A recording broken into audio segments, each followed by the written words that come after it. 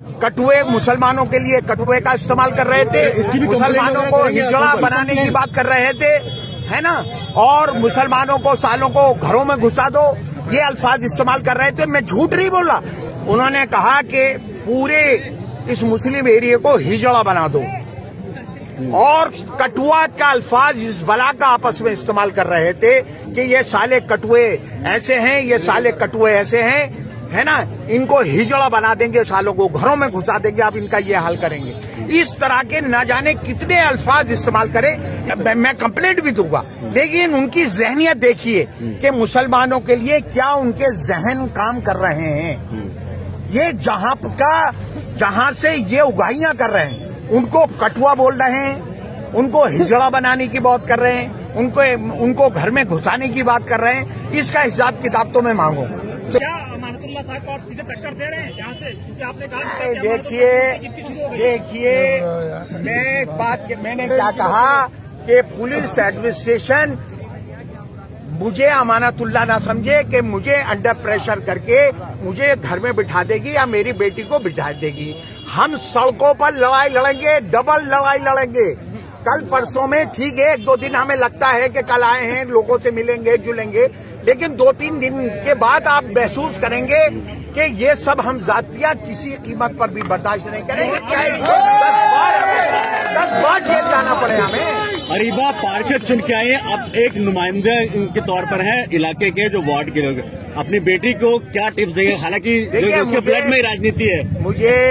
मुझे अरीबा को कोई टिप्स देने की जरूरत नहीं है। आप एक छोटी सी मिसाल सुनी होगी गांव के कि बत्तख के बच्चे को तैरना नहीं सिखाया जाता है ना। मैं आप कह रहा हूँ जी, बिल्कुल मैं दावे के साथ कह रहा हूँ, मुझ पे कोई रिएक्शन नहीं हुआ। ये ऑब्वियस था, मैं पहले दिन से ये कह रहा था। मेरा दिल बिल्कुल पुख्ता था कि ओखला के लोगों की सपोर्ट हमारे साथ खड़ी हुई है, और इंशाल्लाह मेरी गैर मौजूदगी में भी अरीबा जीतेगी। मैंने कल तिहाड़ जेल में किसी से पूछा भी नहीं। लोगों ने कहा कि हम कह रहे, मैंने कहा आप पहले बोले 3 जीत रहे हैं, तो मैंने कहा 3 में भी अरीबा है। अच्छा। फिर आए कि 6 जीत रहे हैं, बोले, मैंने कहा 6 में भी अरीबा है। फिर मैंने कहा बोले कि 9 अब जीत रहे हैं, 9 जीत गए, तो मैंने कहा उसमें अरीबा ही होगी, आप पूछ लेना। खुदा की कसम खा रहा हूँ। लेकिन आपके एब्सेंस में बेटी ने लगता नहीं आपको लोहा मनवा लिया, आपकी जरूरत नहीं है। इस बात का ये सबूत है कि हम बड़े हौसले और हिम्मत से लड़ाई लड़ेंगे, और इंशाल्लाह कहीं ये महसूस नहीं होगा, कहीं मैं लड़ूंगा, कहीं अरीबा लड़ेगी, है ना, और दोनों मिल के भी लड़ाई लड़ेंगे। देखिए ये तो अब जनता तय करेगी। जैसे सुनिए तो बात तो आप लोग मत बोलिए, बात होने दो, बात हमारे रुको। जिस तरह से वाजिद और वो सारे बिल्डर जो उसकी सपोर्ट में थे, उन्हें भी अपने पैसे पे और बहुत ज्यादा गुरूर था कि हम खरीद लेंगे। उन्होंने 2-3 करोड़ रुपया खर्च करे, कोई फर्क नहीं पड़ता है। उसका नतीजा वो उसे वाजिद ने भुगत लिया। उसे भी ये था कि मुझे कोई हरा सकता है, उसने भी ख्वाब में नहीं सोचा था। ऐसे अमानत भी नहीं सोच रहा है। अभी वो कौम का वो बनना चाहता है, वो अशफाकुल्ला खां, और उसे लोगों ने,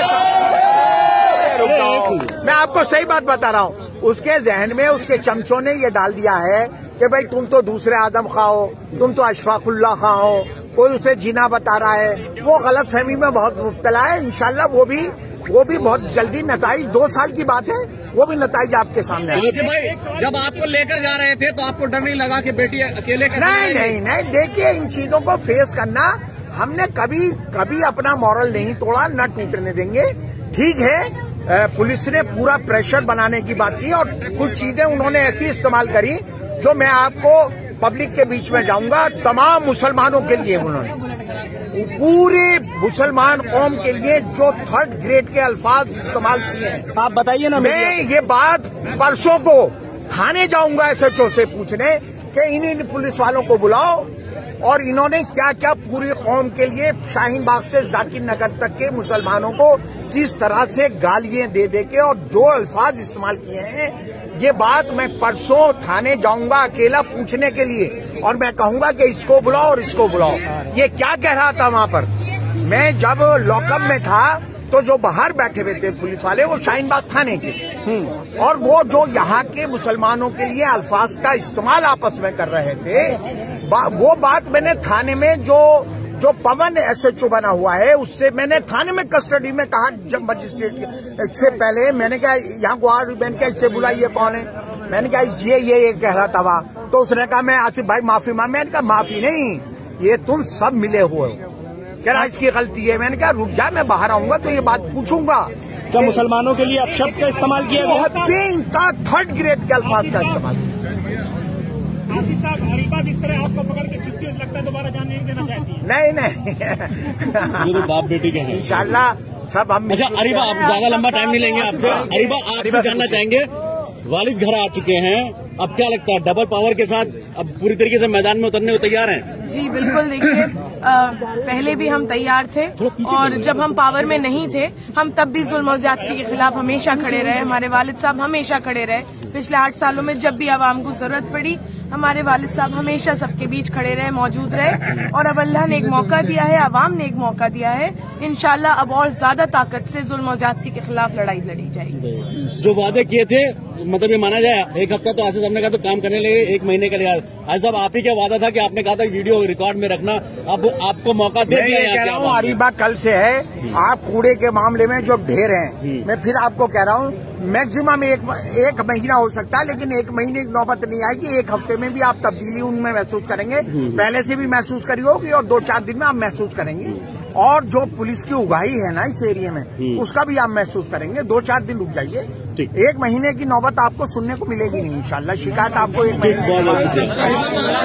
सब लोग पुलिस शाहीन बाग थाने के थे, जब मैं लॉकअप में था तो वहाँ कुर्सियां डाल के बाहर बैठे हुए। आप यकीन मानिएगा, मेरे साथ चलिएगा।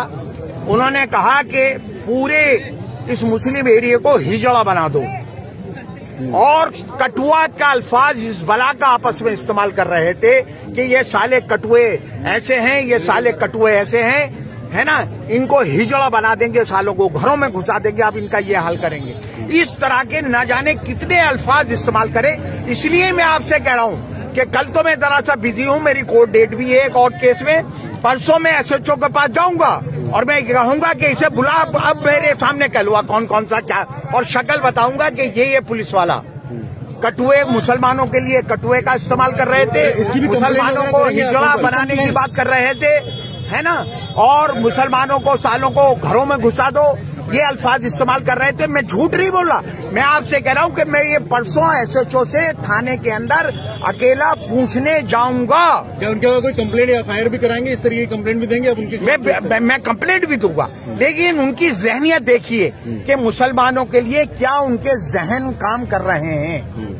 ये जहां से ये उगाइयां कर रहे हैं, उनको कटुआ बोल रहे हैं, उनको हिजड़ा बनाने की बात कर रहे हैं, उनको घर में घुसाने की बात कर रहे हैं। इसका हिसाब किताब तो मैं मांगूंगा। चलिए, ये जनता तक हमारे से जरिए पहुंच जाएगा, लेकिन उसके बाद आसिफ मोहम्मद खान आप किस तरह से जाके लोगों को ये बताएंगे कि ये सब चीजें हुई हैं आपके साथ? ये जातिया में हैंडबिल भी निकालूंगा ये अल्फाजों के साथ, और मैं पोस्टर के जरिए भी लोगों को बताऊंगा।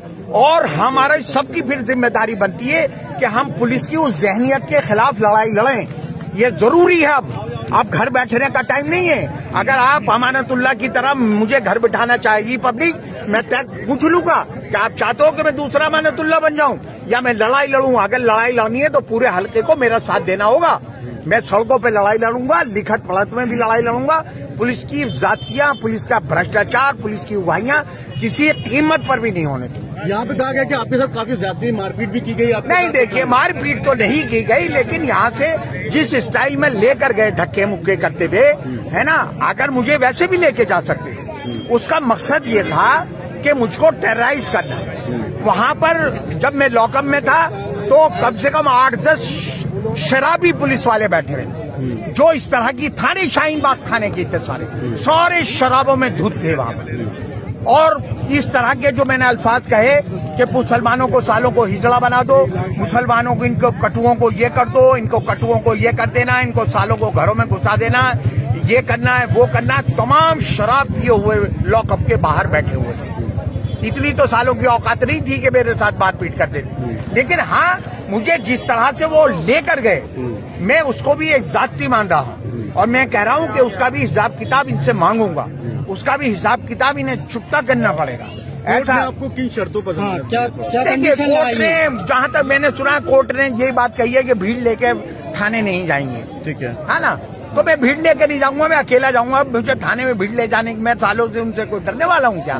तो भीड़ लेकर जाऊंगा, मैं अकेला ही काफी हूँ उनके लिए, आप बेफिक्र हो।